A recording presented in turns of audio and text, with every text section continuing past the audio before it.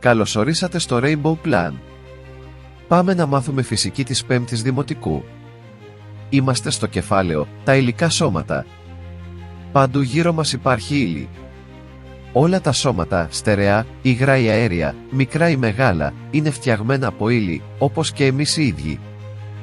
Η ύλη μπορεί να είναι σκληρή σαν το ατσάλι, μαλακή σαν την πλαστελίνη, αόρατη όπως ο αέρας, όμορφη όσο ένα λουλούδι. Ο κόσμος που μας περιβάλλει αποτελείται από υλικά σώματα. Μόνο στο κενό δεν υπάρχει ύλη. Ο άνθρωπος εδώ και χιλιάδες χρόνια προσπάθησε να αξιοποιήσει την ύλη. Τη χρησιμοποίησε ως τροφή, κατασκεύασε από αυτήν ενδύματα και καταλύματα, την επεξεργάστηκε για να κατασκευάσει εργαλεία και αντικείμενα που κάνουν τη ζωή του πιο εύκολη. Όσο οι γνώσεις και οι τεχνικές του εξελίσσονταν, η επεξεργασία της ύλης γινόταν ολοένα και πιο σύνθετη. Η ύλη είναι ακόμη και σήμερα εξίσου πολύτιμη. Η αξιοποίηση των πρώτων υλών αποτελεί τη βάση για την παραγωγή όλων των υλικών αγαθών που απολαμβάνουμε.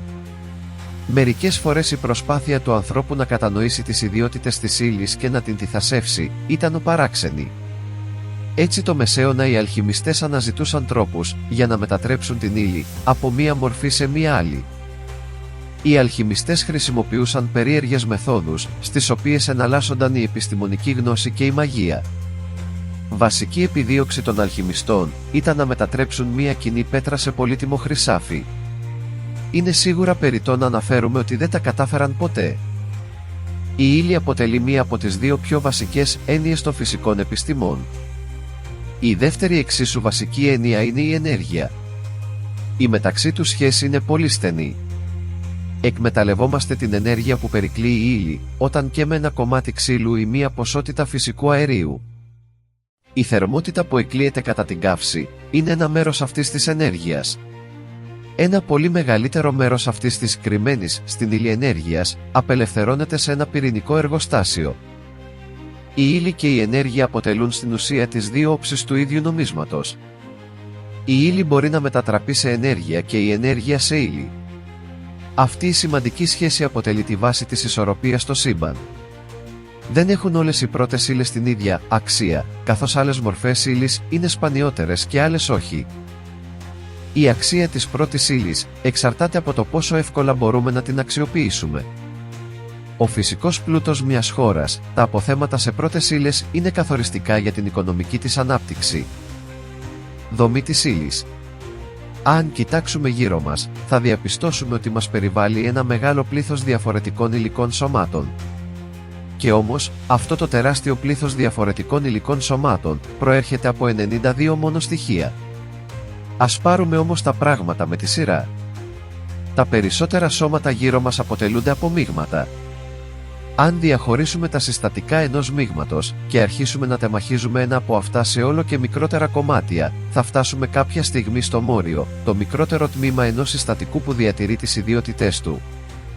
Η ζάχαρη, για παράδειγμα, είναι γλυκιά. Και το μόριο της ζάχαρης είναι γλυκό. Ο σίδηρος έλκεται από το μαγνήτη. Και το μόριο του σιδήρου έλκεται από το μαγνήτη. Τα μόρια αποτελούνται από ακόμη μικρότερα σωματίδια, τα άτομα. Τα καθαρά σώματα χωρίζονται σε δύο κύριες κατηγορίες. Στα στοιχεία, στα οποία τα μόρια αποτελούνται από ένα είδος ατόμων, και στις χημικές ενώσεις, στις οποίες τα μόρια αποτελούνται από διαφορετικά άτομα. Όπως ακριβώς όλο το πλούσιο λεξιλόγιο μας προκύπτει από τα 24 γράμματα του αλφάβητου, όπως η μαγευτική μουσική πολυμορφία προκύπτει από τις 7 νότες, έτσι και όλη η ποικιλία των υλικών σωμάτων προκύπτει από 92 μόνο διαφορετικά στοιχεία. Τα μικροσκοπικά σωματίδια της ύλης. Ήδη από τον 5ο αιώνα π.Χ., ο Δημόκριτος, χωρίς να έχει στη διάθεσή του κανένα από τα σύγχρονα όργανα, υποστήριζε ότι αν τεμαχίσουμε την ύλη σε ολοένα και μικρότερα κομμάτια, θα φτάσουμε κάποτε σε ένα αδιέρετο σωματίδιο. Ονόμασε αυτό το σωματίδιο άτομο, από το στερητικό α και τη λέξη τέμνο που σημαίνει κόβω, διαιρώ. Η λέξη, λοιπόν, άτομο, σημαίνει αυτό που δεν κόβεται, δεν διαιρείται. Ο Δημόκριτος είχε δίκιο. Η ύλη αποτελείται από μικροσκοπικά σωματίδια, τόσο μικρά που δισεκατομμύρια από αυτά χωρούν στο κεφάλι μιας καρφίτσας. Αν μπορούσαμε να τεμαχίσουμε ένα υλικό σώμα στα πιο μικρά κομμάτια του, τα οποία όμως διατηρούν τις ιδιότητές του, θα φτάναμε στα μοριά του. Μικραίνοντας 1 δισεκατομμύριο περίπου φορές και παρατηρώντας προσεκτικά, θα ανακαλύπταμε επίσης ότι και τα μόρια αποτελούνται από μικρότερα σωματίδια ύλης, που ονομάζουμε άτομα. Αλλά και τα άτομα αποτελούνται από ακόμη μικρότερα σωματίδια. Σε αυτό ο Δημόκριτος δεν είχε δίκιο, τα πρωτόνια και τα νετρόνια, που αποτελούν τον πυρήνα του ατόμου, και τα ηλεκτρόνια, που περιστρέφονται γύρω από τον πυρήνα. Τα πρωτόνια και τα νετρόνια αποτελούνται και αυτά από μικρότερα σωματίδια, τα κουάρκ. Σήμερα θεωρούμε τα ηλεκτρόνια και τα κουάρκ θεμελιώδη, ή αλλιώς στοιχειώδη σωματίδια, από τα οποία αποτελείται η ύλη σε όλες τις μορφές της. Είναι εκπληκτικό αλλά πραγματικό. Το τεράστιο πλήθος των διαφορετικών υλικών σωμάτων αποτελείται από 3 μόνο διαφορετικά σωματίδια ύλης, τα ηλεκτρόνια, και 2 διαφορετικά κουάρκ. Τα στερεά, υγρά και αέρια υλικά σώματα. Τα υλικά σώματα τα διακρίνουμε εύκολα σε στερεά, υγρά και αέρια, ανάλογα με την κατάσταση στην οποία βρίσκονται. Τα μόρια όλων των υλικών σωμάτων κινούνται συνεχώς και τυχαία προς όλες τις κατευθύνσεις. Στα στερεά σώματα τα μόρια κινούνται πολύ κοντά το ένα στο άλλο και κοντά σε μόνιμες θέσεις τις οποίες δεν αλλάζουν, έτσι ώστε ούτε να πλησιάζουν μεταξύ τους ούτε να απομακρύνονται. Στα υγρά σώματα, τα μόρια κινούνται αλλάζοντας συνεχώς θέσεις, αλλά παραμένουν κοντά το ένα στο άλλο, χωρίς να πλησιάζουν ή να απομακρύνονται μεταξύ τους. Στα αέρια σώματα, τα μόρια κινούνται ελεύθερα, αλλάζοντας συνεχώς θέσεις, χωρίς να πλησιάζουν πολύ μεταξύ τους, μπορούν όμως να απομακρύνονται το ένα από το άλλο, όσο είναι δυνατό. Πώς συμβολίζουμε τις χημικές ενώσεις? Τα στοιχεία αποτελούνται από ένα είδος ατόμων. Κάθε άτομο συμβολίζεται με ένα ή περισσότερα γράμματα. Το άτομο του οξυγόνου, για παράδειγμα, συμβολίζεται με το γράμμα O. Του χρυσού με τα γράμματα AU, ενώ του υδραργύρου με τα γράμματα HG. Καθώς τα χημικά στοιχεία αποτελούνται από ένα είδος ατόμων, ο συμβολισμός τους είναι ίδιος με αυτόν του ατόμου από το οποίο αποτελούνται. Το οξυγόνο συμβολίζεται με το γράμμα O, ο χρυσός με τα γράμματα AU και άλλα. Οι χημικές ενώσεις αποτελούνται από διαφορετικά άτομα. Συμβολίζονται με το συνδυασμό των ονομασιών των ατόμων που αποτελούν το μόριο τους. Τα γράμματα δηλώνουν το άτομο που εμφανίζεται στο μόριο και ένας αριθμός δίπλα στο γράμμα συμβολίζει το πλήθος κάθε φορά των ατόμων. Για παράδειγμα, το μόριο του νερού αποτελείται από 2 άτομα υδρογόνου H και ένα άτομο οξυγόνου O, οπότε συμβολίζεται με H2O. Το μόριο του διοξιδίου του άνθρακα αποτελείται από ένα άτομο άνθρακα C και 2 άτομα O, οπότε συμβολίζεται με CO2. Το μόριο της αμμονίας αποτελείται από ένα άτομο αζότου N και 3 άτομα υδρογόνου H, άρα συμβολίζεται με NH3. Ιδιότητες των υλικών σωμάτων.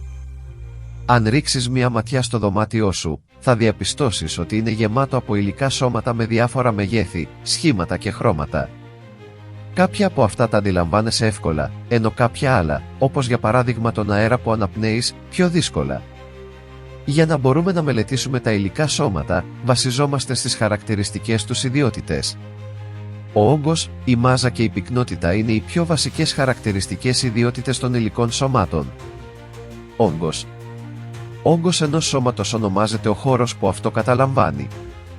Μονάδα μέτρησης του όγκου είναι το κυβικό μέτρο, 1 M3, ο όγκος ενός κύβου με ακμή 1 μέτρου.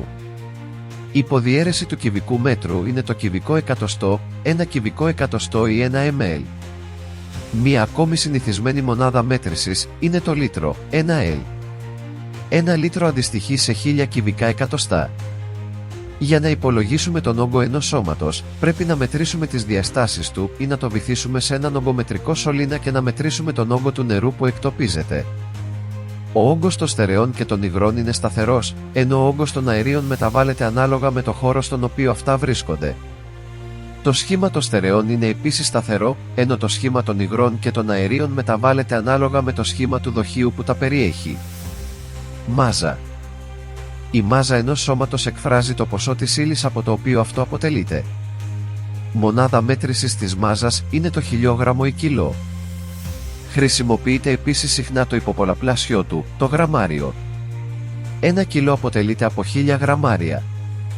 Πολλαπλάσιο του κιλού είναι ο τόνος. Ένας τόνος αποτελείται από 1000 κιλά. Μετράμε τη μάζα ενός σώματος συγκρίνοντας τη με σώματα γνωστής μάζας, τα οποία ονομάζονται σταθμά. Το όργανο που χρησιμοποιούμε για τη μέτρηση ονομάζεται ζυγός σύγκρισης. Η μάζα είναι χαρακτηριστική ιδιότητα των σωμάτων, δεν μεταβάλλεται, όπου και αν βρίσκεται το σώμα. Η μάζα ενός υλικού σώματος είναι το άθροισμα της μάζας των μορίων του. Όσο μεγαλύτερη είναι η μάζα των μορίων και το πλήθος τους, τόσο μεγαλύτερη είναι και η μάζα του σώματος. Ένα πολύτιμο πρότυπο. Η μέτρηση της μάζας γίνεται σε σύγκριση με σώματα γνωστής μάζας. Παλιότερα χρησιμοποιούνταν διάφορα πρότυπα. Από το 1875, η μέτρηση της μάζας γίνεται σε σύγκριση με το πρότυπο χιλιόγραμμο που φυλάσσεται στο Γραφείο Μέτρων και Σταθμών στο Παρίσι. Το πολύτιμο αυτό πρότυπο είναι κατασκευασμένο από κράμα πλατίνας και ηριδίου και φυλάσσεται με μεγάλη προσοχή σε σταθερές συνθήκες πίεσης και θερμοκρασίας. Αντίγραφά του υπάρχουν σε διάφορα μέρη του κόσμου. Από τότε που ο άνθρωπος ξεκίνησε το εμπόριο, υπήρχε η ανάγκη για τη μέτρηση της μάζας των εμπορευμάτων και την καθιέρωση προτύπων. Στην αρχαία Ελλάδα, ήδη από τον 5ο αιώνα π.Χ., υπήρχε ένας χώρος, ο Θόλος, στην αρχαία αγορά κάτω από την Ακρόπολη, όπου φυλάσσονταν οι πρότυπες μονάδες μέτρησης της μάζας. Πυκνότητα. Στην ερώτηση ποιο αντικείμενο έχει μεγαλύτερη μάζα, ένα σιδερένιο ή ένα χάρτινο, πολλοί απαντούν χωρίς να σκεφτούν πολύ ότι το σιδερένιο αντικείμενο έχει μεγαλύτερη μάζα. Και όμως, μια εφημερίδα που είναι κατασκευασμένη από χαρτί έχει μεγαλύτερη μάζα από μια σιδερένια παραμάνα. Για να έχει νόημα η ερώτηση, πρέπει να συγκρίνουμε τη μάζα δύο αντικειμένων που έχουν τον ίδιο όγκο.